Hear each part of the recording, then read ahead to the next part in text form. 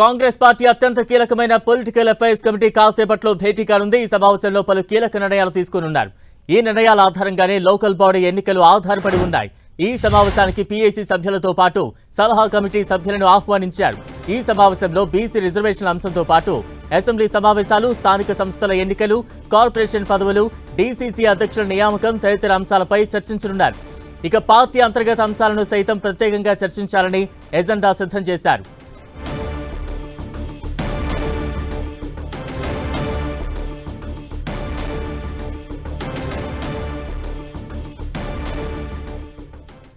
ఇక కాంగ్రెస్ పీఏసీ సమావేశానికి సంబంధించి మరింత అప్డేట్స్ అందించేందుకు మా ప్రతినిధి ప్రతాప్ గాంధీ భవన్ నుంచి సిద్ధంగా ఉన్నారు. ప్రతాప్.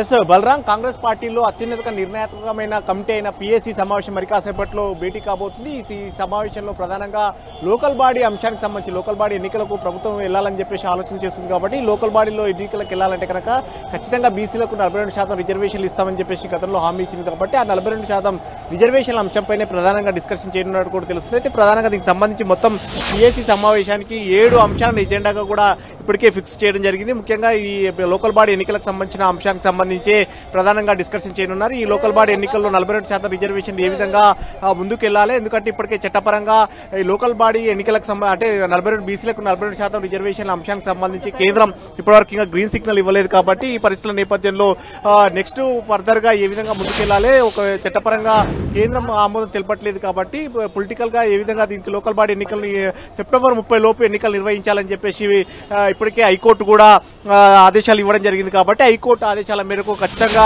సెప్టెంబర్ 30 లోపు ఎన్నికలు నిర్వహించాల్సి ఉంటుంది. కాబట్టి ఈ పరిస్థితుల నేపథ్యంలో ఎన్నికలు ఏ విధంగా ముందుకెళ్లాలంటే కోర్టు తీర్పు మేరకు కూడా ముందుకెళ్లాల్సి ఉంటుంది. కాబట్టి ఈ పరిస్థితుల నేపథ్యంలో పార్టీ పరంగా ముందుకెళ్లాలా అనే దానిపైన కూడా ప్రధానంగా డిస్కషన్ చేస్తుంది. పార్టీ పరంగా 42% రిజర్వేషన్లు ఇవ్వాలా అనే దానికి సంబంధించి అంశానికి సంబంధించి కూడా ఇప్పటికే సీఎం రేవంత్ రెడ్డి నివాసంలో ఉదయం కూడా ప్రత్యేకంగా భేటీ కావడం జరిగింది. ముఖ్యమైన నేతలంతా కూడా ప్రధానంగా ఈ అంశం పైన కూడా డిస్కషన్ చేయడం జరిగింది. అయితే పీఏసీలో వీటితో పాటు నామినేటెడ్ పోస్టుల అంశాలకు సంబంధించి కూడా డిస్కషన్ చేశారు. ఈ నామినేటెడ్ పోస్టులకు సంబంధించి కూడా లోకల్ బాడీ ఎన్నికల కంటే ముందే ఇవ్వాలా అనే దానిపైన కూడా నిర్ణయం తీసుకునే అవకాశం ఉంటుంది. ఎందుకంటే ఇప్పటికే గతంలో కొన్ని నామినేటెడ్ పోస్టులకు సంబంధించి కూడా భర్తీ చేశారు. కాబట్టి మరికొన్ని నామినేటెడ్ పోస్టులకు సంబంధించి ఇప్పటికే ఒక నిర్ణయం కూడా అంటే వాటికి అర్హుల జాబితాను కూడా రూపొందించారు. కాబట్టి వాటికి సంబంధించి కూడా వేయాలని చెప్పేసి ఆలోచన చేస్తున్నారు. వీటికి సంబంధించి ప్రధానంగా డైరెక్టర్ పోస్టుల అంశానికి సంబంధించి కూడా వాటిని ఏవైతే కొన్ని డైరెక్టర్ పోస్టులను భర్తీ చేయాలని చెప్పేసి ఒక ఆలోచన చేస్తున్నారు. ఎందుకంటే లోకల్ బాడీ ఎన్నికల కంటే ముందు కొంతమందికి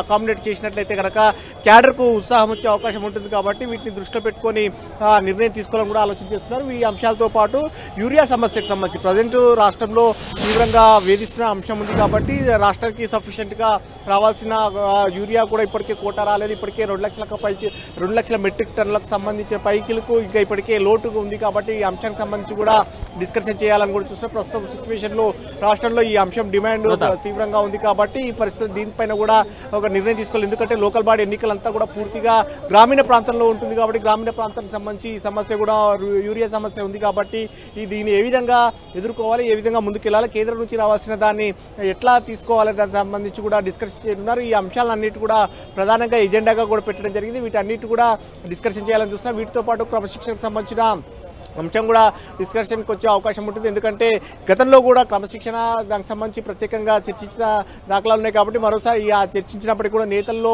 ఏ విధమైన మార్పు రావట్లేదు. ఇప్పటికీ కొంతమంది మాట్లాడుతున్న మాటలు పార్టీకి కానీ ప్రభుత్వానికి కానీ కొన్ని నష్టం చేసే విధంగా ఉన్నాయి. కాబట్టి వీటన్నిటి కూడా దృష్టిలో పెట్టుకుని కూడా డిస్కస్ చేస్తుంది. దీంతో పాటు పీసీసీ చీఫ్ మహేష్ కుమార్ గౌడ్, అదేవిధంగా ఇన్ఛార్జ్ మీనాక్షి నటరాజన్ చేస్తున్న పాదయాత్ర ఉంది. ఆ పాదయాత్రకు సంబంధించిన దానిపైన కూడా డిస్కషన్ చేసే అవకాశం. రెండో విడత పాదయాత్ర రేపటి నుంచి స్టార్ట్ కాబోతుంది. కాబట్టి ఆ రెండో విడత పాదయాత్రకు సంబంధించిన అంశాన్ని కూడా ప్రధానంగా డిస్కస్ చేశారు. సో మొత్తం మీద నేతలంతా కూడా మంత్రులంతా కూడా ఇప్పటికే చేరుకోవడం జరిగింది.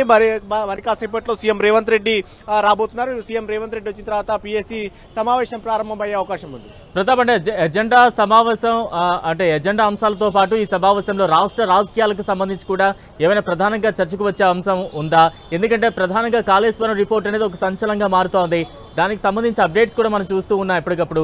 దేని గురించి ఏమైనా చర్చకు వచ్చే అవకాశాలు ఉంటాయా? డెఫినెట్ గా కాళేశ్వరం రిపోర్ట్ అంశం సంబంధించి కూడా ఇప్పటికే హైకోర్టులో కూడా చర్చ జరిగిన నేపథ్యంలో కూడా దీన్ని ఖచ్చితంగా అసెంబ్లీలో డిస్కషన్ చేయాలని చెప్పేసి భావిస్తుంది కాబట్టి కాళేశ్వరం అంశాన్ని కూడా ప్రధానంగా చర్చించే అవకాశం ఉంటుంది. అసెంబ్లీ సమావేశాలు ఎప్పుడు నిర్వహించాలి, ఏ విధంగా ముందుకెళ్లాలనే దానిపైతో పాటు ముఖ్యంగా ఎమ్మెల్యేల అనర్హ ఫిరాయింపుకు సంబంధించిన దానిపైన కూడా ఇప్పటికే స్పీకర్ కూడా నోటీసులు ఇచ్చారు కాబట్టి ఆ అంశం కూడా చర్చకు వచ్చే అవకాశం ఉంటుందని కూడా పార్టీ వర్గాలు చెప్తున్నాయి. ఎందుకంటే ఇప్పటికే సీఎం రేవంత్ రెడ్డితో ఈ రోజు ఉదయం శాసనసభ వ్యవహారాల శాఖ మంత్రిగా ఉన్న శ్రీధర్ బాబు కూడా ప్రత్యేకంగా సమావేశంలో ఈ అంశాన్ని కూడా డిస్కషన్ చేసినట్టుగా కూడా తెలుస్తుంది. సో ఈ రోజు అంటే 2 రోజుల క్రితం స్పీకర్ కూడా ఫిరాయింపు ఎమ్మెల్యేలకు అందరికీ సుప్రీంకోర్టు తీర్పు నేపథ్యంలో నోటీసులు కూడా జారీ చేసినట్టుగా కూడా తెలుస్తుంది. అయితే ఈ నోటీసుల నేపథ్యంలో ఫర్దర్ స్టెప్ గా ఏ విధంగా ముందుకు వెళ్లాలనే దానిపైన కూడా డిస్కషన్ చేసినట్టుగా కూడా తెలుస్తుంది. సో ఈ అంశాలన్నింటినీ కూడా మొత్తం మీద వీటన్నిటిని కూడా డిస్కషన్ చేయాలని చూస్తున్నారు.